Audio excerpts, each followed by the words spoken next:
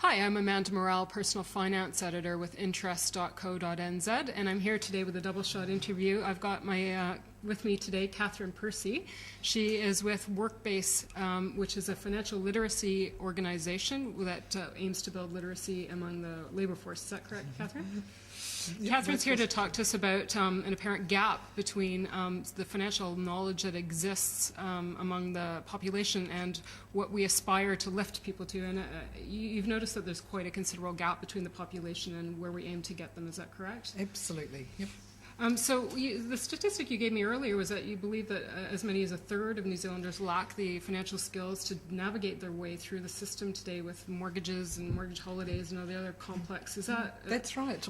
At least two separate, quite robust surveys would suggest at least 30% of New Zealanders will have some issues in their financial literacy skills. So whose problem is this? Is it the person who lacks the knowledge, or is it actually the person who's selling them these products that should be supplying them with more knowledge, in your opinion? Well, it's both, probably, because financial literacy in the end is the gap between the skills the individuals have, who are the customers, and the complexity and diversity of the products that are being offered. And I suppose we believe financial institutions have an opportunity here to lead the market by taking some action to improve financial literacy skills in New Zealand.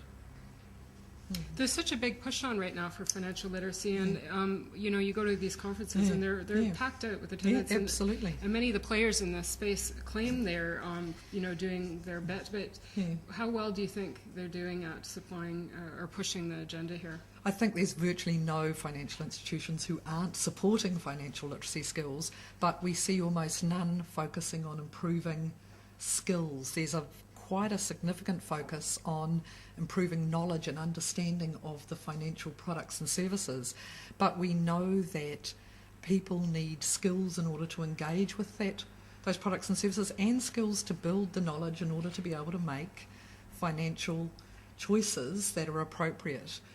And the second thing for financial institutions is that often it's the complexity and plethora of the offering of their products and services that create the literacy and numeracy barriers for many people, that even quite common everyday services are riddled with financial jargon, and they have so many options and qualifiers that your average person really struggles to pick their way through and choose what's best. So what do they need to do better to improve the outcomes, in your opinion?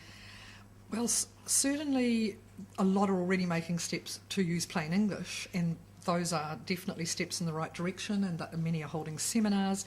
But we think that it needs to go a step further to build the literacy skills to engage in that. And that would require several relatively straightforward things. Firstly, simplifying the information that's being provided in the products and services. For example, often the terms and conditions and exclusions are in a separate document to the information about the products and services, and that makes it very hard for people to get all the info they need in one place.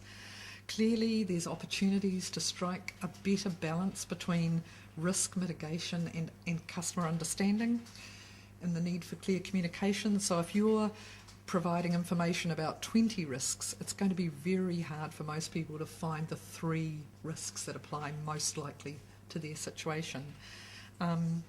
We'd say that people don't need more info, they need much more basic information. And we think that financial service institutions could train their staff to take advantage of the opportunity when they're talking with customers to do something to build skills in the conversation. So you think it's more than just supplying people with documents and saying, here, go home and read this, or you've been warned. You feel that there's a responsibility for them to engage more actively with the customer and to figure out if they've actually understood the terms. Certainly, and I think there's a lot of benefits for the financial institution that takes the lead here, that there's scope to differentiate in the marketplace as really caring about your customers' understanding. And when we're talking about 30% of customers, it's not a small minority. I think we would all benefit from being able to more easily follow and choose information about financial services. Where do you think personal responsibility lies? So, I mean, I think a lot of players out there would argue that they've done all they can do, that, short of actually, like, sitting down at a kitchen table with that person and, after they've signed the contract and reviewing it again.